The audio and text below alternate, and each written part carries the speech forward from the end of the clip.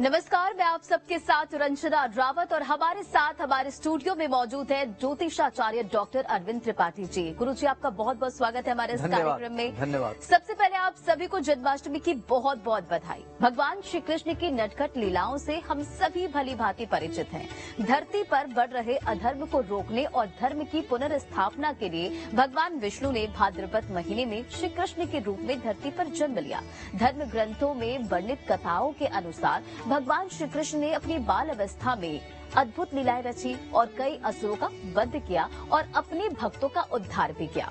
श्री कृष्ण के जन्म के पर्व के रूप में जन्माष्टमी बहुत ही धूमधाम से मनाई जाती है और इस साल जन्माष्टमी को लेकर बहुत सारी कंफ्यूजन है, जैसे शुभ मुहूर्त क्या है, किस दिन व्रत किया जाए। और गुरु जी हमारे साथ इस स्टूडियो में मौजूद है, वो सभी इन उलझनों को इस कार्यक्रम के जरिए सुलझाएंगे। तो गुरु जी, आप हमें बताएं कि जन्माष्टमी का शुभ मुहूर्त क्या है और व्रत किस दिन किया जाए। जी देखिए रंजना, सर्वप्रथम तो समस्त देशवासियों को भगवान श्री कृष्ण के जन्म लेने के उपलक्ष्य में बहुत बहुत बधाइयां। शुभ हो आपका और आपका जीवन कल्याणमय हो और आपके परिवार पर, देशवासियों पर भगवान श्री कृष्ण की कृपा बरसे। हरे राम हरे कृष्ण कृष्ण कृष्ण हरे हरे। श्री कृष्ण गोविंद हरे मुरारी, हे नाथ नारायण वासुदेवाय। कहते हैं रंजना कि हिंदू धर्म में जो श्री कृष्ण जन्माष्टमी का त्योहार है पूरे धूमधाम से पूरे विश्व में मनाया जाता है। केवल भारत ही नहीं अपितु पूरे विश्व में मनाया जाता है। मान्यता है कि भगवान श्री कृष्ण जो है विष्णु के 8वें अवतार के रूप में अवतरित हुए थे। इस दिन श्री कृष्ण की पूजा अर्चना की जाती है। इस वर्ष जो भाद्रपद माह के कृष्ण पक्ष की अष्टमी तिथि यानी 6 सितंबर को दोपहर 3:37 तक होगा। इसके बाद इसका समापन अगले दिन 7 सितंबर के सायंकाल 4:14 पर होगा। शास्त्रों के अनुसार कहते हैं कि जब भगवान श्री कृष्ण का जन्म रात्रि 12 बजे रोहिणी नक्षत्र में हुआ था, अगर इस तरीके की होता है तो बड़ा शुभ मानते हैं। इस मान्यता के अनुसार गृहस्थ जीवन वाले 6 सितंबर को भगवान कृष्ण के जन्मोत्सव मनाएंगे। क्यों? इसके लिए क्या है, कहते हैं कि जब जन्माष्टमी होता है तो इसमें 2 तरह के लोग होते हैं। एक तो गृहस्थ आश्रम वाले होते हैं और एक साधु संत होते हैं। तो इसमें कोई भी किसी प्रकार की कोई कंफ्यूजन नहीं है। 6 सितंबर को गृहस्थ आश्रम के लोग व्रत रहेंगे, पूजा पाठ करेंगे और 7 सितंबर को जो संत लोग हैं वो रहते हैं। इसी प्रकार रोहिणी नक्षत्र का संयोग भी बन रहा है, खास तौर से बुधवार के दिन बन रहा है और कई महापुरुष योग बन रहा है, जिसमें सर्वासिद्ध योग बन रहा है, विजय योग बन रहा है। कहते हैं कि वैष्णव संप्रदाय में श्री कृष्ण की पूजा का अलग ही विधान है। इसलिए वैष्णव संप्रदाय में 7 सितंबर को जन्माष्टमी का त्योहार मनाया जाएगा, जिसमें कोई कंफ्यूजन नहीं है। चलिए, तो गुरु जी ने शायद इस कंफ्यूजन को दूर कर दिया होगा कि जन्माष्टमी का शुभ मुहूर्त क्या है और व्रत किस दिन रखे। कार्यक्रम में बढ़ेंगे आगे गुरु जी, और अब आप बताएं कि इस बार की जो जन्माष्टमी है वो क्यों खास है, क्योंकि जन्माष्टमी देखिए बहुत ही धूमधाम से मनाई जाती है। जी देखिए रंजना, जो इस बार की जन्माष्टमी है बेहद फलदायी है। एक तो सर्वार्थ सिद्ध योग बन रहा है, विजय योग बन रहा है और अनेक प्रकार के राजयोग बन रहे हैं। इस राजयोग में अगर भगवान श्री कृष्ण का लोग पूरे विधि विधान के साथ, श्रद्धा भाव के साथ अगर पूजन करते हैं, व्रत रहते हैं, तो उनकी समस्त प्रकार की मनोरथ पूर्ण होती है। तो इस बार भगवान श्री कृष्ण का जो व्रत है वह बहुत ही बढ़िया से लोग करें और अपना व्रत रहें, ध्यान रखें कैसे करेंगे। इस बार कहते हैं कि जन्माष्टमी पर द्वापर युग जैसा संजोग बन रहा है। इसमें पहले ऐसे संजोग 10 को पूर्व बना था। इसी लिहाज से इस बार श्री कृष्ण जन्माष्टमी पर विशेष उत्तम योग बन रहा है। ऐसे में व्रत पूजन करने से जो फल है कई गुना अधिक पूर्ण फलदायी फल मिलता है। यह संयोग साधकों के लिए भी बेहद फलदायी। जो भी साधक हैं भगवान श्री कृष्ण की पूजा करते हैं, व्रत रहते हैं, वो बहुत ही फलदायी है। कहते हैं कि जन्माष्टमी के दिन सुबह 7:57 से हर्षण योग भी बन रहा है। हर्षण योग बड़ा महत्वपूर्ण योग होता है। ज्योतिष शास्त्र में हर्षण योग को बेहद शुभ मंगलकारी माना जाता है। कहते हैं कि ज्योतिष के अनुसार हर्षण योग में किए जाने वाले सभी कार्यों का फल बड़े कई गुना होकर के मिलता है और व्यक्ति जिस उद्देश्य से इसकी पूजा पाठ करता है उसको फल मिलता है। दूसरी बात यह है रंजना कि यह जो बन रहा है योग, इसमें अगर साधक अपनी पूजा पाठ करे तो उसको अनेक प्रकार का शुभ फल मिलेगा, कई जन्मों का पाप नष्ट हो जाता है और भगवान श्री कृष्ण की शरण में जाने से व्यक्ति को मोक्ष की प्राप्ति होती है। यानी कि इस बार की जो जन्माष्टमी है वो बहुत ही फलदायी है। गुरुजी, कार्यक्रम में आगे बढ़ते हुए अब जरा बताएं कि कृष्ण जन्मोत्सव पर किस तरह से व्रत रखे और किस तरह से विधि विधान से पूजा पाठ करें जो फलदायी हो। जी देखिए रंजना, जो भगवान श्री कृष्ण का आज जन्मोत्सव है, जन्मोत्सव पर खास तौर से व्यक्ति को क्या करना चाहिए कि जो जन्माष्टमी व्रत की शुरुआत अष्टमी के उपवास से शुरू होती है, खास तौर से लोगों को क्या करना चाहिए कि इसी दिन श्री कृष्ण के बाल स्वरूप का पूजन किया जाता है। भगवान श्री कृष्ण के जो बाल स्वरूप है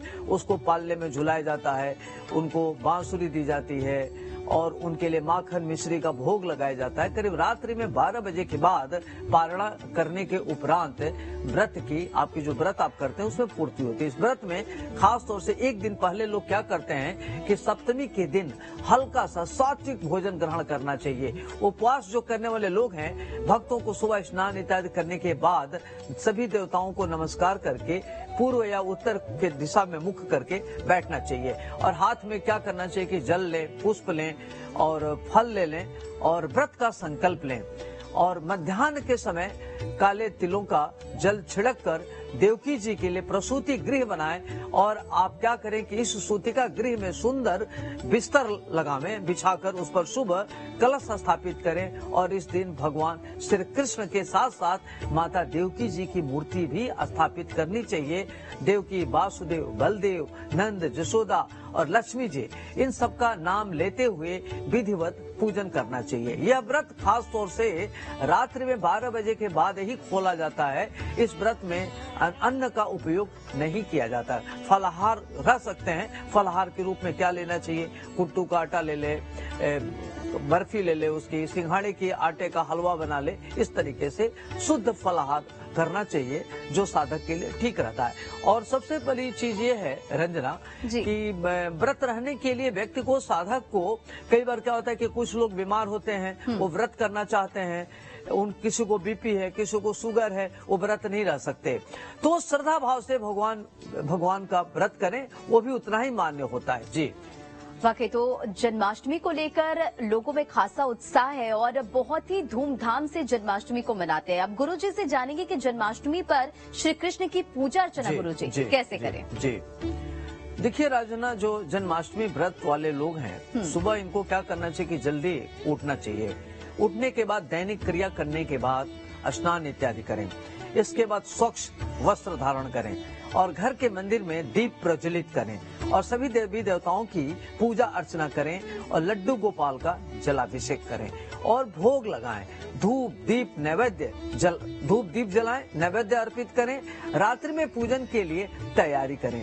जन्माष्टमी पर रात्रि पूजन का विशेष महत्व होता है क्योंकि भगवान कृष्ण के जन्म अर्धरात्रि में हुआ था। रात्रि पूजन के लिए श्री कृष्ण के लिए झूला सजाएं। इसके बाद भगवान श्री कृष्ण को पंचामृत या गंगा जल में अभिषेक करें, फिर उनका श्रृंगार करें।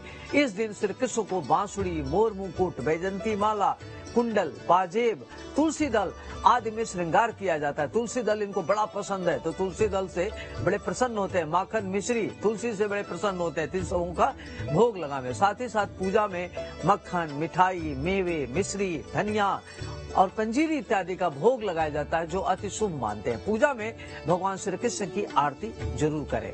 तो गुरु जी ने बताया कि किस तरह से आप पूजा पाठ करें, शुभ मुहूर्त क्या है, व्रत रखने का नियम क्या है और श्री कृष्ण जन्माष्टमी पर किस तरह से तैयारी करें। गुरु जी अब आप दर्शकों को बताएं कि श्री कृष्ण जन्माष्टमी पर किस तरह से मंत्र का जाप करें। जी देखिए रंजना, भगवान श्री कृष्ण के बहुत सारे मंत्र हैं लेकिन एक बड़ा सिंपल मंत्र है, हरे कृष्ण कृष्ण कृष्ण हरे हरे, हरे राम राम राम हरे हरे।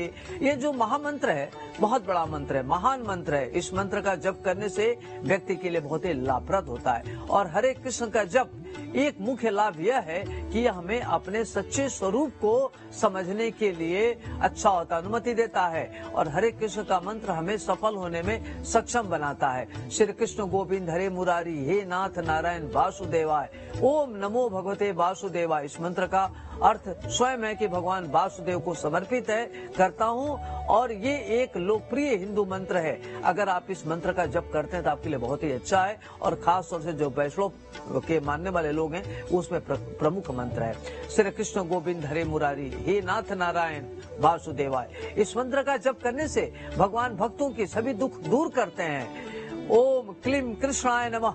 इस मंत्र से भक्त भगवान से उनकी स्थिति को स्वीकार करते हैं और बाद में उन्हें आशीर्वाद भेजने के लिए कह रहा हूँ। तो ये बड़ा अच्छा मंत्र है। अगर इस मंत्र का जप करें तो भगवान श्री कृष्ण अति प्रसन्न होते हैं। श्री कृष्ण को प्रसन्न करने के लिए एक और मंत्र है, श्री कृष्णम शरणम मम ओम क्लीम कृष्णाय नमः। इस मंत्र का जप करें, ये बहुत ही अच्छा मंत्र है। भगवान श्री कृष्ण के इन मंत्रों का जप करने से धन धान्य की प्राप्ति होती है, पुत्र की प्राप्ति होती है, पौत्रों की प्राप्ति होती है। इसलिए जन्माष्टमी के विशेष अवसर पर इन मंत्रों का जप करने से साधक के शुभ फल की प्राप्ति होती है। तो गुरुजी ने आपको शुभ मुहूर्त बताया कि शुभ मुहूर्त क्या है और किस तरह से मंत्र का जाप करें कि जो फलदायी हो और किस तरह से पूजा पूरे विधि विधान के साथ करें। गुरुजी, अब दर्शकों को जरा बताएं कि बहुत से लोग लड्डू गोपाल को अपने घर में स्थापित करना चाहते हैं, तो इसके लिए शुभ समय क्या है और किस तरह से लड्डू गोपाल को स्थापित करने का नियम है? जी देखिए रंजना, अगर कोई भी व्यक्ति अपने घर में जो साधक हैं लड्डू गोपाल को अपने घर में अगर स्थापित करना चाह रहे हैं तो इसके लिए जो जन्माष्टमी का दिन होता है बेहद शुभ होता है, क्योंकि इस दिन भगवान श्री कृष्ण का जन्म होता है। इस दिन कृष्ण भगवान के छोटे स्वरूप लड्डू गोपाल की पूजा की जाती है। जन्माष्टमी पर हर साल भाद्रपद के अष्टमी तिथि को मनाई जाती है। घर में लड्डू गोपाल को स्थापित करने के लिए कुछ सामान्य से नियम होते हैं, अगर उसका ध्यान जरूर रखना चाहिए। कई लोग क्या करते हैं कि भगवान श्री कृष्ण के बाल स्वरूप लड्डू गोपाल की मूर्ति लाकर घर में स्थापित करते हैं, उनकी सेवा करते हैं। लड्डू गोपाल को घर में लाकर एक बच्चे की तरह सेवा करते हैं और मूर्ति को क्या करते हैं कि उनको लाकर सबसे पहले मूर्ति को क्या करना चाहिए कि लाकर उनको स्नान इत्यादि करें, उसमें प्राण प्रतिष्ठा करें, उसमें माखन मिश्री का भोग लगावें।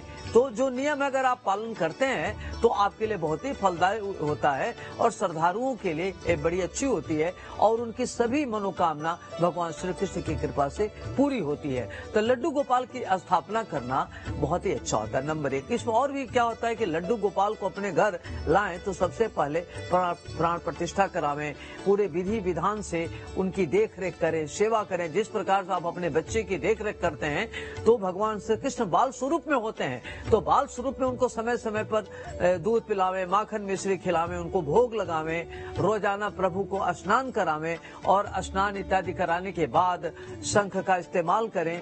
वही जिस पानी में लड्डू गोपाल को स्नान कराएंगे उसे तुलसी के पौधे में डाल दें। इस तरीके से अगर नियमित करें तो बहुत ही अच्छा रहता है। जिस तरीके से बच्चे को नहलाकर अच्छे अच्छे कपड़े पहनाते हैं उसी तरह लड्डू गोपाल को भी स्नान कराकर या हरे या पीले रंग का वस्त्र धारण करावें। भगवान श्री कृष्ण को पीला हरा रंग बेहद पसंद है और यह काफी शुभ भी माना जाता है। इस तरीके से अगर आप करते हैं तो बहुत ही अच्छा रहता है। दूसरी बात है कि भगवान श्री कृष्ण को श्रृंगार अति प्रिय है।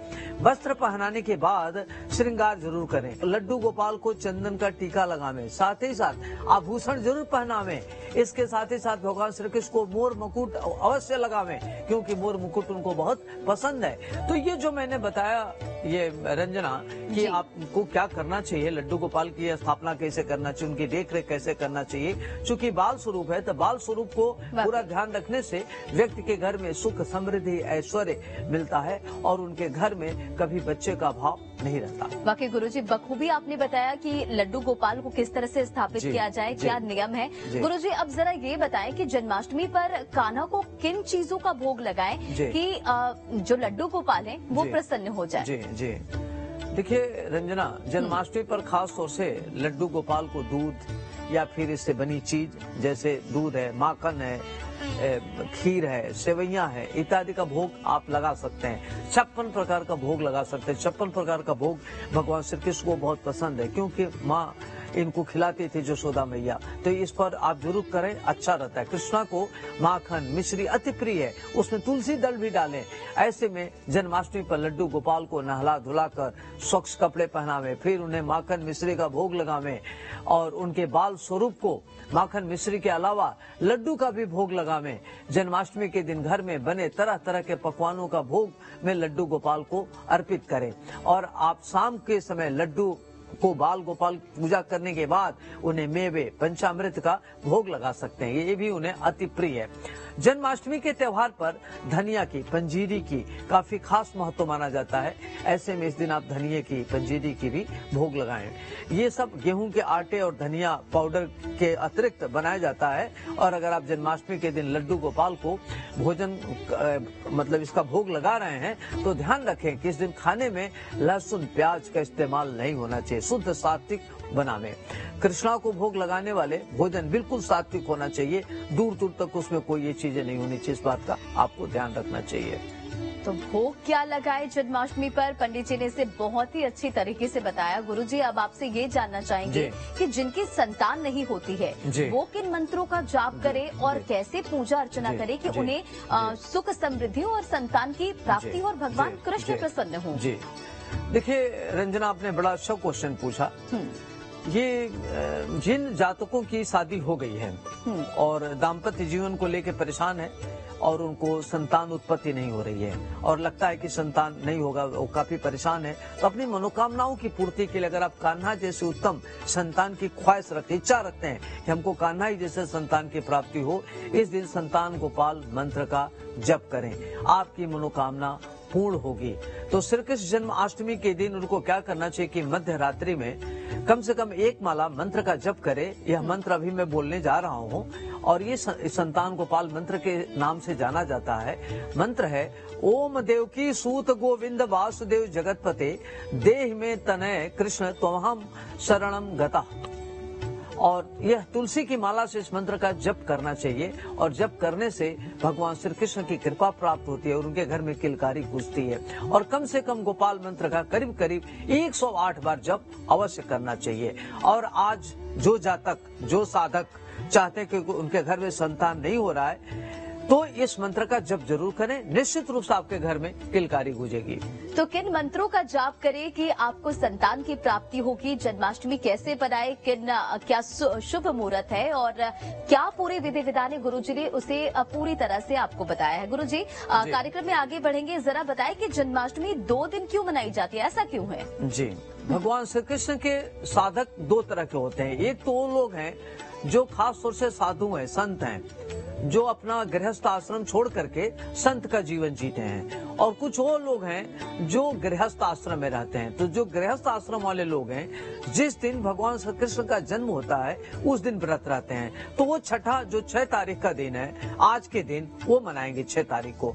और जो गृहस्थ जो साधु संत के लोग हैं वो 7 तारीख को मनाएंगे। इसमें कोई कंफ्यूजन नहीं है, यह हमेशा से होता आया है कि भगवान श्री कृष्ण की 2 दिन मनाया जाता है। एक दिन जिस दिन उनका जन्म होता है उस दिन गृहस्थ आश्रम के लोग संत मनाते हैं, और जो दूसरे दिन होते हैं व्रत वगैरह रखने वाले लोग वो साधु संत लोग होते हैं। उनके जन्मोत्सव के बाद वो धूमधाम से व्रत रखते हैं, उनकी पूजा अर्चना करते हैं, भगवान श्री कृष्ण की आराधना करते हैं। वो सन्यासी होते हैं, स्मार्त होते हैं, इस तरह के लोग होते हैं। और जो गृहस्थ आश्रम के लोग हैं वो 6 तारीख को, इसमें कोई संदेह नहीं है। जी, तो गुरुजी ने बताया कि आखिर ये कृष्ण जन्माष्टमी 2 दिन क्यों मनाई जाती है। अब कार्यक्रम में आगे बढ़ेंगे, गुरुजी से जानेंगे कि श्री कृष्ण जन्माष्टमी पर क्यों फोड़ी जाती है दही हांडी और इसका महत्व क्या है, कहानी इसके पीछे क्या है, गुरुजी दर्शकों को बताएं। जी देखिए रंजना, इसमें तमाम तरह की कथाएं होती हैं और जब भगवान कृष्ण का जन्म हुआ तो ये बड़ा विश्व में जब इनकी कहते हैं कि जब पृथ्वी पर अधर्म बढ़ता है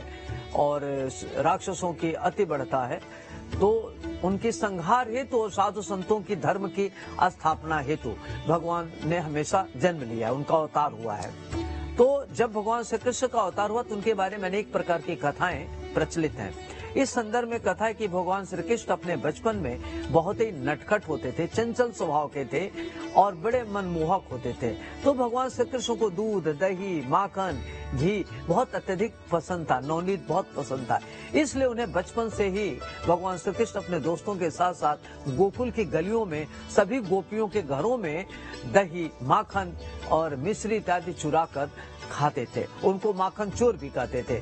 इसलिए गोकुल के सभी गोपियां दही और माखन को एक मटकी भर में मटकी को ऊपर लटका देती हैं और भगवान श्री कृष्ण अपने दोस्तों के साथ मिलकर एक पिरामिड जैसी आकृति बनाते हुए उनके ऊपर लटकी हुई मटकी को फोड़कर उसमें से दही माखन निकालकर खाते हैं। श्री कृष्ण को इस बाल लीला के प्रतीक के रूप में आज भी दही हांडी या मटकी फोड़ने का उत्सव मनाया जाता है। इससे मान्यता है कि भगवान श्री कृष्ण इससे बहुत प्रसन्न होंगे, इसलिए किया जाता है। गुरुजी, भगवान श्री कृष्ण को बांसुरी बजाने का बहुत ही शौक था और कहा जाता है कि उन्हें अपनी बांसुरी से बहुत ज्यादा लगाव था। उन्हें बहुत ही ज्यादा प्रिय थी अपनी बांसुरी, लेकिन फिर भी उन्होंने अपनी प्रिय बांसुरी को क्यों तोड़ दी, ये भी जरा बताएं। जी देखिए रंजना, भगवान श्री कृष्ण कंस का वध करने के बाद द्वारका में बस गए और श्री कृष्ण ने रुक्मिणी से विवाह कर लिया।